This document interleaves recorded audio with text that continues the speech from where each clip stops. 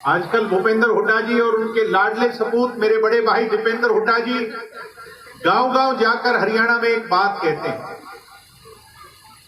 कि 75 पार की बात करने वालों को यमुना पार भेजने की बात करने वाले लोग कांग्रेस के साथ ना आकर के उनकी गोद में जाकर के बैठ गए। यही बात कहते हैं कि नहीं कहते हैं?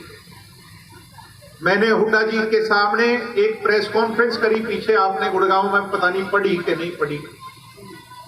मैंने हुड्डा जी को ये बात कही, भाई हुड्डा जी आप भी खानदानी परिवार के चौधरी मातूराम का परिवार बड़ा परिवार रहा, मगर ये झूठ बोलना कब से सीख गए? लोग कहने लगे झूठ कैसे? पत्रकार ने मेरे से पूछा। मैंने कहा चौधरी भूपेंद्र हुड्डा जी बहुत बड़े नेता हैं, मैं तो कुछ भी नहीं, मगर दुष्यंत जी से हमने एक बात कही थी कि बीजेपी के खिलाफ वोट मिले हैं हमें, पहला मौका हमें कांग्रेस को देना चाहिए, कांग्रेस को सरकार का देना चाहिए। दुष्यंत ने मुझे और डॉक्टर केसी बांगड़ को यह कह के खुली छूट दी थी कि जाओ भूपेंद्र हुड्डा से बात करो, और हुड्डा साहब के पास अगर निर्दलीय का समर्थन मिलाकर के पूरी सरकार बनने का जोड़ बैठता हो तो हम हुड्डा को चीफ मिनिस्टर बना देंगे, हमें कोई दिक्कत नहीं।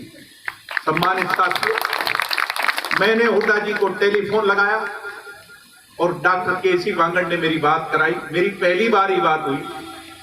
मैंने कहा चोई साहब, ये जितने निर्दलीय जीत के आए हैं, सुनने की बात है, थोड़ा गौर से सुनो, ये जितने निर्दलीय जीत के आए हैं ये सारे के सारे आपकी पुरानी सरकार में आपके चेले रह रहे हैं कि रह रहे हैं? इन्हें हुड्डा साहब आप इकट्ठा कर लो, हम बीजेपी के सब खिलाफ जीत के आए हैं, पहला मौका आपका है। हुड्डा साहब कहने लगे शाम तक का टाइम दो। हमने शाम तक का टाइम दिया। मैंने हुड्डा साहब को दोबारा फोन मारा, बोला कल सुबह फैसला करेंगे।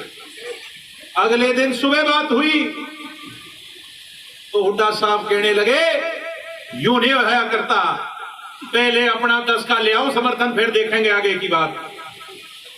आपने भी इस बात का बेरा है, यहां 1000 लोग बैठे होंगे, समझदार राजनीतिक जागरूक लोग, कि किसी भी निर्दलीय का समर्थन भूपेंद्र हुड्डा जी के साथ नहीं था तो बता दो, एक भी हाथ खड़ा करके नहीं था, एक भी हाथ। ये चोई साहब हुड्डा जी हमारा क्या करना चाहते थे आपने बता दूं। इनकी एक सोच थी कि बीजेपी का राज तो निर्दलीय के साथ बन जाए, तू विपक्ष का नेता बन जाए, और इस दुष्यंत चौटाला की हालात कुलदीप बिश्नोई की हरियाणा जनहित कांग्रेस पार्टी जैसी हो जाए, ये अकेला रह जाए। 15 साल तो संघर्ष में इन्हें हो लिए, 5 साल और ये विपक्ष में बैठ जाएंगे, 20 साल में एक पीढ़ी बदल जाती है, इनको कोई पूछेगा ही नहीं। यही बात थी कि नहीं थी सम्मानित बुजुर्गों, नौजवानों? इनकी एक सोच थी कि दुष्यंत चौटाला की राजनीतिक हत्या कर दी जाए, मगर वो इनके भुलेखे में आने वाला नेता नहीं, पढ़ा लिखा नेता है। दुष्यंत चौटाला ने बीजेपी को खुला ऑफर दिया। भारतीय जनता पार्टी के बड़े नेता, आज देश के गृह मंत्री हैं अमित शाह जी ने दुष्यंत को बुलाया। 5 बड़ी बातों पर समझौता हुआ। सत्ता सुख भोगने का साधन नहीं, जनसेवा का माध्यम है। इस नीति पर उन 5 बातों को लेकर के हम सरकार में शामिल हुए।